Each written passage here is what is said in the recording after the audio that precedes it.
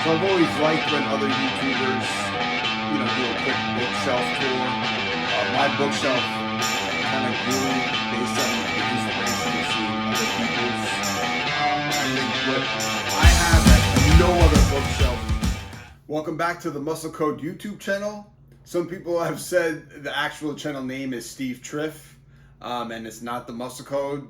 I actually own the Muscle Code handle, but I forgot my password to that account years ago, and I don't have that email anymore that's associated with it. So it's still the Muscle Code channel, even though the pan handle is Steve Triff. So today is my number one top 5 favorite books, the number one ranked book on my top 5 favorite books of all time. Might be a slight surprise to some people, but it's in the ballpark of what you were probably thinking.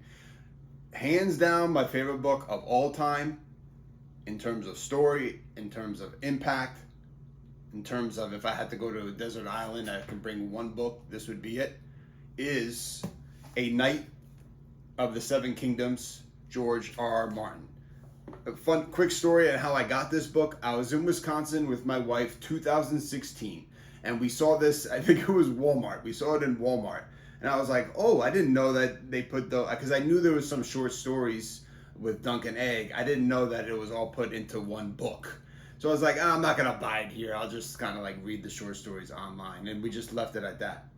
And then Jesse went out later that day and got it. And I opened it on Christmas Day, surprised. And I read and I started reading them and I loved it. And A Song of Ice and Fire, I watched Game of Thrones before I read the book series. So I knew most of the major events that happened. With this was all new. All new. And it was the first time I read something and then went on to the message boards afterwards. Because George R. R. Martin's a master at subtle twists. And the subtlety of the twists and the conspiracies going on, beneath the surface is what brought this book to the next level in my life. I looked up the message boards for the little twists, and I just love the story. It's a real medieval story with fairs and jousts. But what this has that the main book series doesn't have, it has a charm. It has a pleasantness that's kind of missing in the main book series.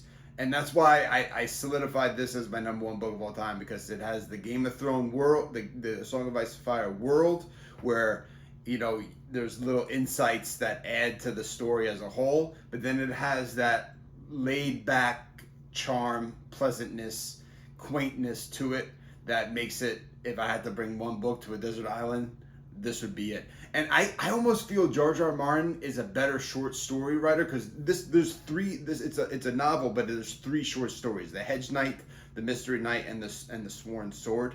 And I think George R. R. Martin's almost a better short story writer, because that's what he did for most of his career. He has this world called the Thousand Worlds, which is a collection of all his science fiction stories. So that's what he did for the majority of his career, was short stories and in science fiction. So I think his style and his prose fits perfectly for short stories, which most people don't know that's what he did for most of his career anyway. So it's a perfect fit there. And it's just, there's supposed to be a few more coming out, but don't hold your breath on there. But and I think that the next story is going to be placed is going to be in Winterfell, with I think like the 5 she-wolves and stuff like that. But I'm just as excited for that as I am for Winds of Winter when it eventually comes out. So wearing a Game of Thrones shirt to mark this occasion, and hands down my number one favorite book, A Knight of the Seven Kingdoms, George R.R. Martin. There. Thanks for stopping by. Hope to see you back. Thanks. So I've always liked when other YouTubers, do a quick bookshelf tour. My bookshelf kind of grew based on the inspiration of seeing other people's. I think what I have at no other bookshelf